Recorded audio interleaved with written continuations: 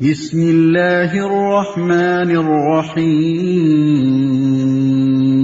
اللہ کے نام سے جو رحمان اور رحیم ہے۔ السلام علیکم ورحمۃ اللہ۔ قرآن مجید کی تلاوت کر کے اس کی اجرت لینا جائز ہے یا نہیں؟ ایک سوال فتویٰ کمیٹی کے پاس آیا جو اس طرح تھا: ہمارے ہاں مغرب میں بعض حافظ بظاہر مال کمانے کے لیے تلاوت کرتے ہیں، جب بھی ان کے لیے محفل قائم کی جائے تو اس میں شرکت کرتے اور الفاظ پر غور اور احترام تلاوت کے بغیر قرآن مجید پڑھتے ہیں۔ اس طرح کی محفل میں حاضر ہونے سے ان کا بڑا مقصد اجرت لینا اور لوگوں سے صدقات و خیرات وصول کرنا ہوتا ہے۔ ان صدقات و خیرات کو جمع کر کے یہ آپس میں تقسیم کر لیتے ہیں اور کسی فقیر و مسکین کو اس میں سے کچھ نہیں دیتے۔ سوال یہ ہے کہ اسلامی شریعت کی روشنی میں ان صدقات کا کیا حکم ہے جسے یہ آپس میں تقسیم کرنے کے لیے جمع کرتے ہیں، تلاوت کا استعمال کرتے ہیں؟ میں نے ایک کتاب میں نبی کریم صلی اللہ علیہ وسلم کی یہ حدیث پڑھی تھی کہ جس نے مال کمانے کے لیے قرآن استعمال کیا تو وہ قیامت کے دن اس طرح آئے گا کہ اس کا چہرہ ہڈی کی طرح ہوگا، یعنی گوشت سے خالی ہوگا۔ تو کیا یہ حدیث صحیح ہے یا نہیں؟ نیز یہ فرمائیں کہ اس آیت کریمہ قل ما اسألکم علیہ من اجر کے کیا معنی ہیں؟ یہ سوال آیا تو اس کا جواب فتویٰ کمیٹی نے 4 حصوں میں دیا، یعنی 4 پوائنٹس بتا کر اس کا جواب دیا۔ نمبر 1، تلاوت قرآن محض عبادت اور ایک ایسا ذریعہ ہے جس سے بندہ اپنے رب کا تقرب حاصل کرتا ہے، اور عبادات کے سلسلے میں اصول یہ ہے کہ انہیں مسلمان محض اللہ تعالیٰ کی رضا کے لیے سر انجام دے اور ان کے ثواب کی اللہ تعالیٰ سے ہی امید رکھے، مخلوق سے اس کے صلے و شکریہ کی امید نہ رکھے۔ یہی وجہ ہے کہ سلف صالح کا محفلوں اور مجلسوں میں قرآن پڑھ کر اجرت وصول کرنے کا طریقہ نہ تھا، نہ ائمہ دین میں سے کسی سے یہ منقول ہے کہ انہوں نے اس کا حکم دیا ہو یا اس کی رخصت دی ہو، اور نہ ہی یہ ثابت ہے کہ ان میں سے کسی نے بھی تلاوت قرآن کی اجرت وصول کی ہو، نہ کسی خوشی کے موقع پر اور نہ کسی غم کے موقع پر، بلکہ وہ تو محض اللہ تعالیٰ سے حصول ثواب کی خاطر تلاوت کیا کرتے تھے۔ نبی کریم صلی اللہ علیہ وسلم نے بھی یہی حکم دیا کہ جو شخص تلاوت کرے وہ اللہ تعالیٰ ہی سے سوال کرے، لوگوں سے سوال کرنے سے آپ نے منع فرمایا ہے۔ حضرت عمران بن حسین رضی اللہ عنہ سے روایت ہے کہ ان کا گزر ایک قصہ گو کے پاس سے ہوا جو قرآن پڑھ کر سوال کر رہا تھا۔ آپ نے یعنی وہ قرآن پڑھ کر اور لوگوں سے مانگ رہا، یا ایسا سمجھ لیجئے کہ قرآن سنا کر وہ لوگوں سے سوال کر رہا تھا۔ آپ نے انا للہ و انا الیہ راجعون پڑھا اور کہا کہ میں نے رسول اللہ صلی اللہ علیہ وسلم کو یہ ارشاد فرماتے ہوئے سنا ہے کہ جو شخص قرآن پڑھے تو وہ اللہ تعالیٰ ہی سے سوال کرے۔ ان قریب کچھ لوگ ایسے بھی آئیں گے جو قرآن پڑھ کر لوگوں سے سوال کریں گے۔ یہ پیارے آقا صلی اللہ علیہ وسلم کی حدیث ہے جو جامع ترمذی میں ہے۔ باقی رہا قرآن کی تعلیم یا اس کے ساتھ دم کر کے اجرت لینا یا کوئی ایسا عمل جس کا نفع غیر قاری تک بھی پہنچے، تو صحیح احادیث سے اس کا جواز ثابت ہے، یعنی اس کا جواز ثابت ہے کہ آپ کسی پہ دم کریں قرآن سے اور اس کی اجرت لیں، تو اس کا جواز حدیثوں میں ملتا ہے۔ جیسا کہ حدیث ابو سعید میں ہے کہ ایک آدمی نے سورۃ فاتحہ کے ساتھ دم کر کے شفا حاصل ہونے پر مریض سے بطور اجرت بکریوں کا ایک ریوڑ لیا تھا، اور حدیث میں ہے کہ نبی کریم صلی اللہ علیہ وسلم نے ایک آدمی کی ایک عورت سے شادی کے لیے مہر یہ مقرر کیا کہ اسے جس قدر قرآن یاد ہے وہ عورت کو بھی یاد کرا دے، یعنی پیارے آقا صلی اللہ علیہ وسلم نے ایک عورت کی شادی کے لیے جو مہر طے کیا تو اس شخص کے پاس دینے کے لیے کوئی مال نہیں تھا، تو پیارے آقا صلی اللہ علیہ وسلم نے اس سے پوچھا کہ بھائی تمہارے لیے مہر میں دینے کے لیے کیا ہے؟ تو اس نے کہا حضور میرے پاس تو کچھ بھی نہیں ہے۔ تو اللہ کے نبی صلی اللہ علیہ وسلم نے اس سے پوچھا کہ تمہیں قرآن آتا ہے، قرآن یاد ہے؟ تو اس شخص نے کہا کہ ہاں مجھے کچھ قرآن یاد ہے۔ تو اللہ کے نبی صلی اللہ علیہ وسلم نے یہ وعدہ، یعنی کہ جتنا تمہیں قرآن آتا ہے اتنا اپنی بیوی کو بھی سکھا دینا، یہ مہر میں رکھ دیا، یعنی یہ ایک قیمت ہو گئی۔ لیکن جو شخص نفس تلاوت پر اجرت لیتا ہے یا تلاوت کرنے والوں کی ایک جماعت کو اجرت پر بلاتا ہے تو وہ سلف صالح کے اجماع کے خلاف ہے، یعنی سلف صالحین کا جو اجماع ہے اس کے خلاف ہے یہ۔ دوسری بات، قرآن مجید اللہ تعالیٰ کا کلام ہے، مخلوق کے کلام پر اس کی فضیلت اسی طرح ہے جس طرح خود اللہ تعالیٰ کو اپنے بندوں پر فضیلت حاصل ہے۔ تلاوت قرآن مجید تمام اذکار سے بہترین اور افضل ترین ہے، لہٰذا تلاوت کرنے والے کو چاہیے کہ وہ باادب ہو کر خشوع و خضوع اور اخلاص کے ساتھ احسن انداز میں حسب قدرت معنی پر غور کرتے ہوئے تلاوت کرے۔ یعنی ان قرآن کی تلاوت کرنے کے لیے یہ ساری جو کنڈیشنز ہیں یہ ضروری ہیں۔ کیا ہیں کنڈیشن؟ کہ وہ باادب ہو کر خشوع و خضوع کے ساتھ، اخلاص کے ساتھ اور بہترین انداز یعنی احسن انداز میں، اور جتنی اس کو جانکاری ہے، جتنا وہ جانتا ہے عربی کو، اس کے حساب سے ان کے معنی پر بھی غور کرتے ہوئے تلاوت کرے۔ وہ تلاوت کے بجائے دیگر اذکار کا شغل اختیار نہ کرے، نہ تکلف اور تصنع یعنی بناوٹ سے کام لے، اور نہ ضرورت سے زیادہ آواز بلند کرے۔ یعنی یہ بھی نہیں کہ ہم چیخ رہے ہیں بہت زور زور سے کہ اور لوگ واہ واہ واہ واہ کریں گے، تو اس کے لیے نہیں اس کو آواز بلند کرنی ہے، بلکہ جہاں ضرورت ہو، قرآن کو تلاوت میں جیسی ضرورت ہو اسی حساب سے اتنی ہی اونچی آواز کرنا چاہیے۔ جو لوگ تلاوت قرآن کی مجلس میں حاضر ہوں انہیں چاہیے کہ خاموشی کے ساتھ تلاوت کو سنیں اور معنی پر غور کریں، کوئی لغو کام نہ کریں،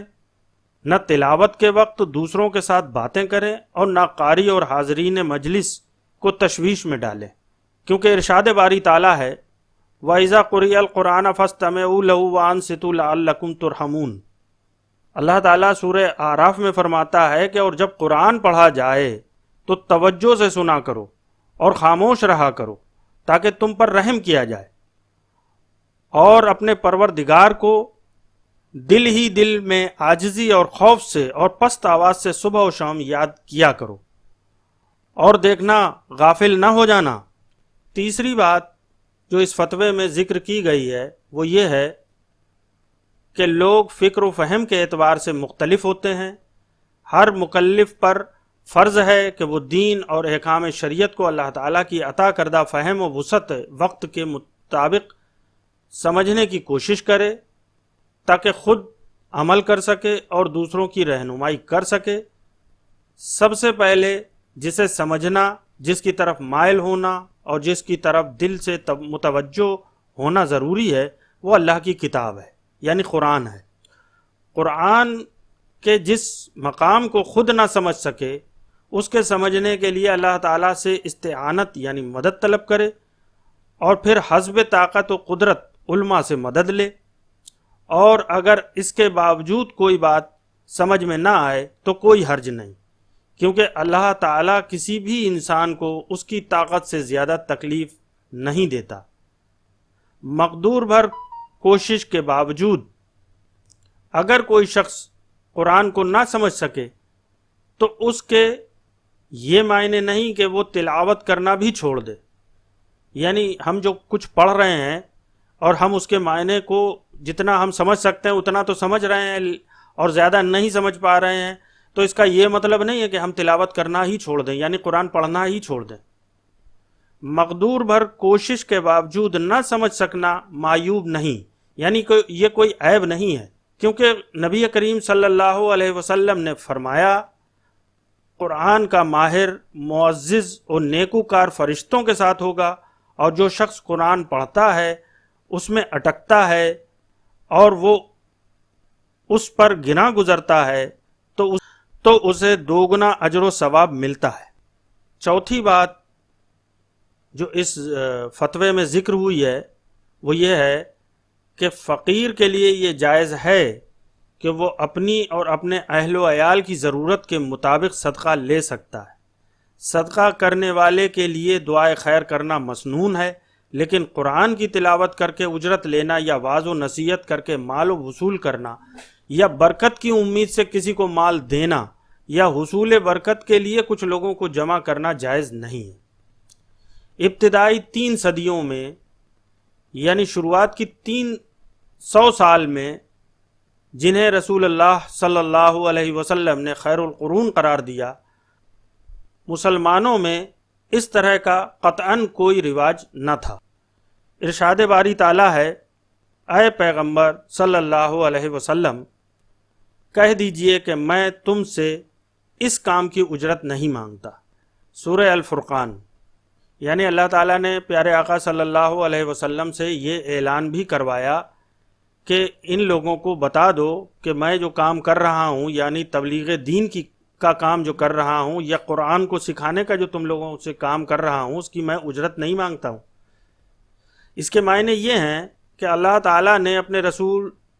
صلی اللہ علیہ وسلم کو یہ حکم دیا کہ آپ اپنی قوم کو یہ بتائیں کہ آپ انہیں اللہ تعالیٰ کی طرف سے نازل کردہ دین و شریعت کی جو تبلیغ کرتے ہیں اور انہیں توحید خالص اور دیگر تمام احکام اسلام کی دعوت دیتے ہیں، تو اس پر ان سے کسی اجرت کا مطالبہ نہیں کرتے، بلکہ آپ یہ کام اللہ تعالیٰ کے حکم کی اطاعت اور اس کی رضا کے حصول کے لیے کرتے ہیں، اور اجر و ثواب کی صرف اور صرف اللہ تعالیٰ سے امید رکھتے ہیں۔ اللہ تعالیٰ نے آپ صلی اللہ علیہ وسلم سے یہ اعلان اس لیے بھی کروایا تاکہ آپ مشرکوں کے ان اوہام اور ظنون کاذبہ کا ازالہ فرما دیں کہ رسول انہیں اپنی اتباع کے لیے اس لیے دعوت دیتا ہے کہ اس کے ذریعے وہ مال کمانا چاہتا ہے یا قوم کی سربراہی کرنا چاہتا ہے، لہٰذا آپ نے ان کے سامنے یہ واضح فرما دیا کہ آپ انہیں حق کی دعوت محض اللہ تعالیٰ کی رضا کے لیے دیتے ہیں۔ اسی طرح دیگر تمام انبیاء اکرام نے بھی اپنی اپنی قوموں کو جو دعوت دی تو اس پر لوگوں سے کسی قسم کی اجرت کا سوال نہیں کیا تھا۔ اس جواب کے پہلے فقرے میں حدیث عمران بن حسین کے حوالے سے یہ ذکر کیا جا چکا ہے کہ قرآن کو کمائی کا ذریعہ بنانا اور قرآن پڑھ کر لوگوں سے سوال کرنا منع ہے۔ باقی رہا یہ سوال کہ مانگنے والے کے منہ پر قیامت کے دن گوشت نہ ہوگا، تو یہ وعید ہر اس شخص کے لیے ہے جو کسی اضطراری حالت کے بغیر لوگوں سے مانگتا ہے، یعنی اس کو ایسی اس کی کنڈیشن ہے نہیں کہ وہ مانگے لیکن وہ پھر بھی مانگتا ہے، تو ایسے سارے لوگوں کی کنڈیشن یہی ہوگی کہ ان کے چہروں پر گوشت نہیں ہوگا، صرف ہڈیاں ہوں گی، وہ قرات قرآن کے حوالے سے مانگے یا اس کے بغیر مانگے۔ حضرت عبداللہ بن عمر رضی اللہ عنہ سے روایت ہے کہ نبی کریم صلی اللہ علیہ وسلم نے فرمایا، سوال تم میں سے کسی ایک کے ساتھ چمٹا رہتا ہے، حتیٰ کہ جب وہ اللہ تعالیٰ سے ملاقات کرے گا تو اس کے چہرے پر گوشت کا ایک ٹکڑا بھی نہ ہوگا۔ یہ صحیح مسلم اور مسند احمد کی حدیث ہے۔ اور ایک اور روایت میں یہ ہے کہ آدمی لوگوں سے سوال کرتا رہتا ہے حتیٰ کہ جب وہ قیامت کے دن آئے گا تو اس کے منہ پر گوشت کا ایک ٹکڑا بھی نہ ہوگا۔ حضرت ابو ہریرہ رضی اللہ عنہ سے روایت ہے کہ جو شخص اپنے پاس زیادہ مال جمع کر لینے کی غرض سے لوگوں سے سوال کرتا ہے تو وہ آگ کے انگاروں کا سوال کرتا ہے، اب چاہے ان کو کم کر لے یا زیادہ کر لے۔ جو آدمی لوگوں سے قرآن کے حوالے سے مانگتا ہے، اگر فقیر ہے تو حدیث عمران